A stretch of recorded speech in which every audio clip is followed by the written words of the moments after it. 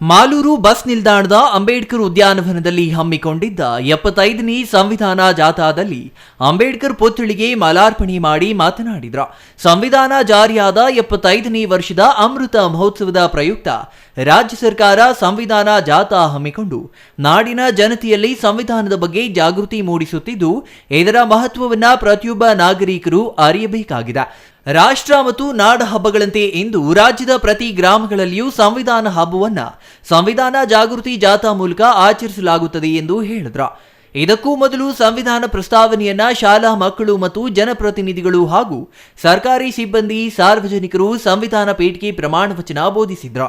ಸಮಾಜ ಕಲ್ಯಾಣ ಇಲಾಖೆ ಸಹಾಯಕ ನಿರ್ದೇಶಕ ವಿ ಶಿವಕುಮಾರ್, ಪುರಸಭಾ ಮುಖ್ಯಾಧಿಕಾರಿ ಪ್ರದೀಪ್, ಬಿಇಒ ಚಂದ್ರಕಲಾ, ಪುರಸಭಾ ಸದಸ್ಯರಾದ ಎನ್ವಿ ಮುರಳೀಧರ್, ಭಾರತಮ್ಮ ಶಂಕರ್ ಇದೇ ಸಂದರ್ಭದಲ್ಲಿ ಉಪಸ್ಥಿತರಿದ್ದರು. MP Prakash, CTV news, Malur.